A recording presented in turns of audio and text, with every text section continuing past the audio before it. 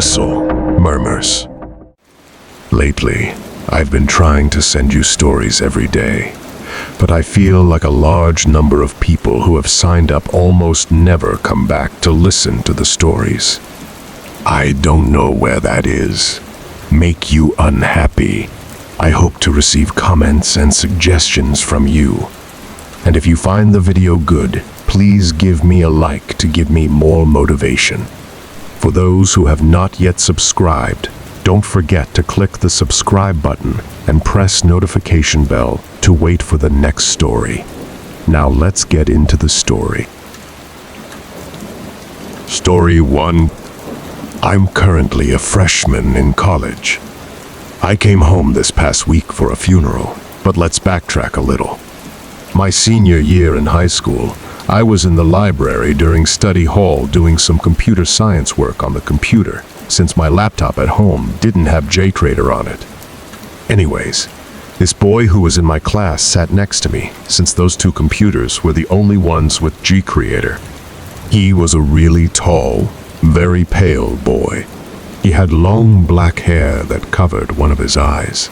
He wore an anti-flag tee, ripped jean jacket, and Doc Martens. He never spoke to anyone in class, and I'd never seen him with anyone else. So I took a seat, and he looked up at me like I committed murder. I quickly looked away and started rummaging through my bag as a distraction. As my head was down, I heard him chuckle and then mumble, "Of course." I froze with my head still down towards my bag. I just dismissed it as him talking to his computer, as code can be quite frustrating. I sat back up and quickly typed in my login details. "To break the awkwardness," I said. "She assigns too much homework. I can barely keep up." His eyes stayed locked on the computer screen. "You want the answers, don't you?" I laughed and said, "No thanks. I won't learn anything that way." Usually I would have said yes, but I didn't want to see his evil stare again. It was like he was staring into my soul. He laughed again, in that creepy laugh. So creepy that I had to close my eyes and cringe. I opened them and looked over to see him gone. The strange thing was, he left his flash drive. I waited about 10 minutes to see if he would come back, but he didn't. Study hall ended at 1, and it was 12:50. I decided I would take it and give it back to him tomorrow in computer science class. I threw it in a little box above my bed. Gotta admit, it was an awesome flash drive. It was a Swiss Army knife with a flash drive in the middle. Here's the crazy part. After that, he never came to school again. He was notorious for being absent, so for the first month, no one batted an eye. However, May rolled around, and we were all getting ready to graduate. I had completely forgotten about the flash drive until 2 days ago when I came home. I needed one, and I remembered I still had that boy's. I scanned it with my Norton, and it said it was all safe. I was planning to delete all this stuff so I could put my PowerPoint for business class on it. Naturally, however, I started snooping through his files. The first thing I saw was a folder named Computer Science.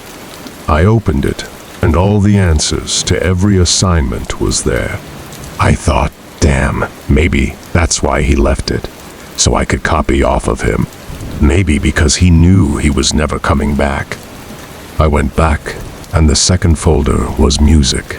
I kinda had to open that one to see what he listened to. Surprisingly, not what I expected. There were only 3 songs. Running on Empty by Jackson Browne, White Rabbit by Jefferson Airplane, and Helter Skelter by the Beatles. I went back again. There was an untitled folder.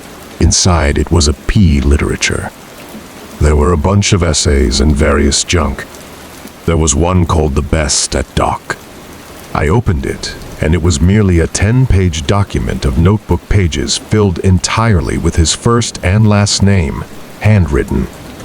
I went back again. This is where it gets weird. He had taken pictures of the emergency escape plan posters on the door in every classroom. There was a picture of a lit cigarette on the bathroom floor, and another picture of some coins on the bathroom floor with a yellow post-it note next to it saying CHUMPCHENGE in all caps. Now, this is the weird part. There was a picture of me, taken while I was reading a book in class. From the looks of it, it was my English class that he was not in. There was also a document titled Rest in Peace 2, but it was empty when I opened it. I still have no idea if this was a joke or not. For all I know, he never showed up again because he realized that he lost his hard drive. Story 2. This story happened a few years back to me and a friend who I'll call Allie. We're now both 15, making us 12 when this story occurred. Okay, so me and Allie have been friends since 2nd grade, and we would usually spend all weekends and free time together. We always have been into paranormal and ghost stuff. We had every reason to believe that every house we ever went into was haunted. We would go on ghost hunts, like the TV shows, with a flip phone to record the sounds. But there will always be one night that stands out to me that still haunts me to this day. It was around midnight, and we were hyper and awake, like most kids of our age on the weekends. So we decided to do another ghost hunt in my house. We got the flip phone ready, and we borrowed my dad's touchscreen to actually videotape. This was the first and last time we used that. My basement was not like most, because the house I was living in at the time was very old and therefore very old-fashioned. So down the stairs, there's one main big room that we used for storage, and a little further there was another medium-sized room for the washer and the dryer, and the farthest was a small little cell-type room that we never used, mainly because everyone was too creeped out to go in it. Me and Ali walked down the stairs, turned on the camera and flip phone recorder, and we started asking the usual questions you would see on TV, like, "Is there anybody here? Give me a sign if you're here," and that type of thing. We finally got tired of it and went back upstairs and into my room to be so excited as we reviewed our first video recording. This was a big step for us because we wanted to be ghost hunters so bad. We were watching, and we kind of got disappointed as we didn't find anything in the video or voice recording. Usually we would make something up like a footstep that wasn't ours to make us feel less bad. But this time we were so excited about the video we didn't even want to make anything up. We couldn't sleep, so we played a few board games, and then we both agreed to review it again because maybe we missed something. And oh boy, we did. While reviewing the tape again, we both could just feel this bad energy coming from it. I guess we didn't realize it before because we were too filled with excitement. We went on anyway, and as we paid more attention, we could actually hear footsteps that weren't ours. Then what showed up on the tape, I still see when I close my eyes. It was the most horrifying thing I've ever seen. The camera was on Ally, and behind her was this figure that looked like a distorted, almost human thing with bright white eyes that almost seemed as if they were watching you through the video. At that point, we shut it off, and we were both in complete shock. We couldn't tell my father, as he was asleep being so early in the morning. We both decided to just not tell anybody and keep it our secret. Even though we never went into that basement again, we both still talk and sometimes even dream about it. To this day, I don't know if it was our imagination or if there was something with us in that basement, but I'll never go in there again. Story 3. So this all happened during Halloween in 2014. My name is Max, and I'm from a small town in Findlay, Ohio. I used to go to a high school, a county school about 10 minutes from where I lived called Van Buren High School. Van Buren was a nice little village with good people for the most part. But the only problem was that there were some evil creeps that could be found there if you knew where to look. The biggest hotspot for them to be found was the Van Buren State Park. Everyone knew that the state park had a little infamy to it, as it was known for some rapes and the like. Now, I've been to the park many times with friends and classmates, and nothing bad ever happened to us, so I never thought much of it. I have a lot of good memories of the place, actually. Like the many times my friends and I would bike the trails and set off the works bombs in the woods, or go fishing in the lake. However, fast forward to my senior year at Van Buren on the day of Halloween. My friend Ian and I saw the darker side of Van Buren State Park. The summer before my senior year, I enlisted in the Army National Guard, so it was important that I worked out and stayed in shape. So that day, I asked my best friend Ian if he wanted to go run the trails in the park with me after school, and he said he would, as he likes to work out when he can as well. It was probably about 4 o'clock in the afternoon when I pulled into one of the parking lots, waiting for Ian to meet me there, when I saw this old silver car with a bald and just disturbing man suspiciously sitting in the lot. Knowing that creeps hang out at the parks, I glanced over to check out what he was doing, when I noticed he was staring at me and would not take his eyes off of me. It was a very unsettling stare, one that made him look hungry and me uncomfortable. His eyes were wide open, and I'm pretty sure he had a frown or maybe a grin. We made eye contact, and he nodded at me as if he were trying to say hello, but would not drop his glare.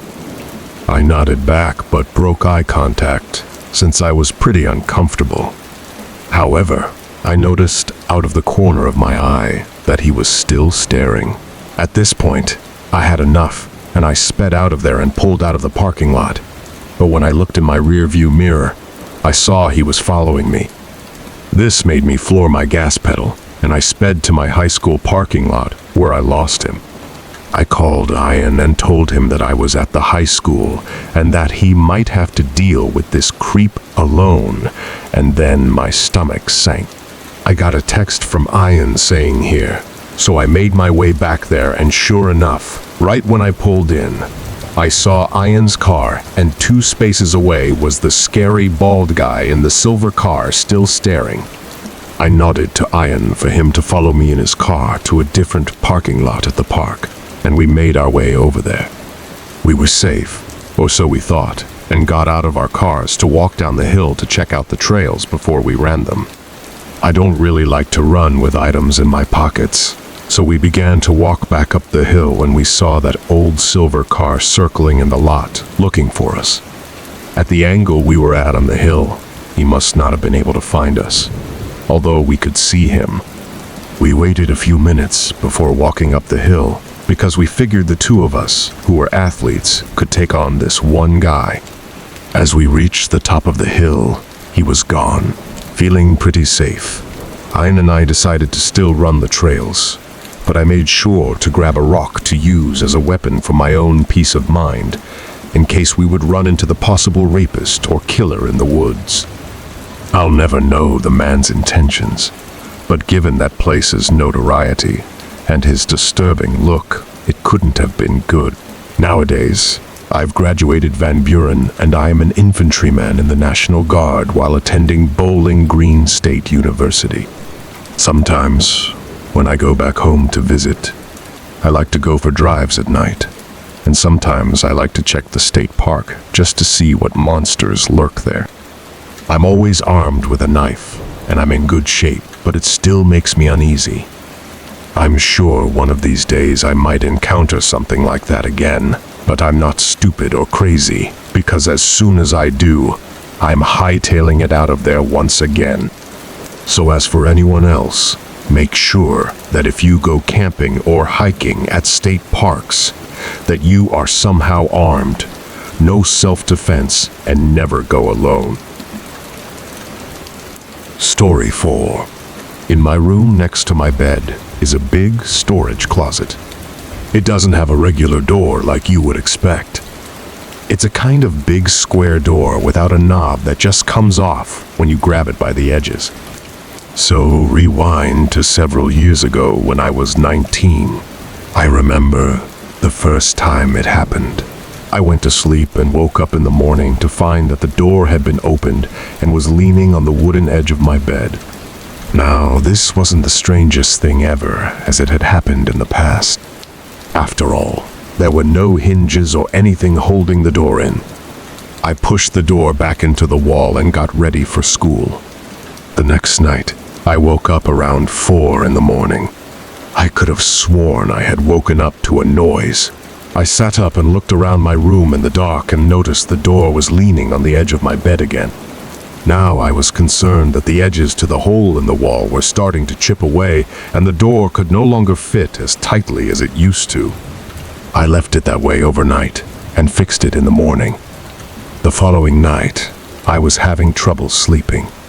It had to be at least 2 hours of my rolling around bed trying to fall asleep. That's when I heard a huge thump and I knew what it was. I could even see it in the dark. The door fell open again. I was so done with this. I mentally decided to just leave it open from now on. That's when I heard the slightest movement of a plastic bag from inside of the closet. My heart literally skipped a beat when I heard this. There was no drift in the room at all. I hesitantly flicked on the light switch and looked into the open closet. My biggest fear came true when I saw someone inside the closet peering at me in my bed. Within maybe half a second of my turning on the lights, he tried to hide as if I didn't see him. I couldn't even move. All I could do was scream the word, "Dad." I screamed so loud it took my dad maybe 10 seconds to make it to my room. I pointed at the closet, and he looked inside. Only then did I finally feel safe to get up and stand behind him. My dad crawled all the way in there, and he couldn't find anyone though. He came out and assured me I was just seeing things, and I started to question that myself. Still, I couldn't sleep in that room. I slept on the floor in my parents' room with a blanket. Well, I wouldn't say slept, as before that could even happen. I heard my bedroom door open from down the hall outside, and then someone literally ran down the stairs and out the front door, slamming it behind them. My parents heard it, and it was only then they believed me. We tried to chase whoever it was down, but he was gone. We later found out he was hiding in an empty container inside the closet. Thank you for always supporting the channel and welcoming its videos. Wishing you good health, and remember to subscribe to the channel to achieve 1,000 subscriptions.